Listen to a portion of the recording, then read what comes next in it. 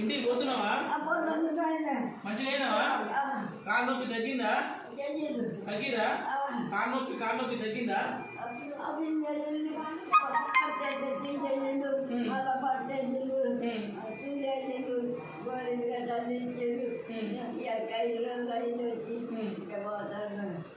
తిన్నావా?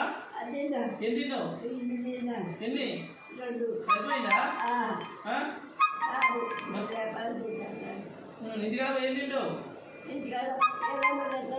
తెస్తాడా? మంచిగా పెడతారా? ఇప్పుడు కాలు నొప్పి తగ్గింది కదా? తగ్గిందా? నొప్పి తగ్గిందా? నొప్పి తగ్గిందా? కొద్దిగా ఉందా? గోళీలు వాడు.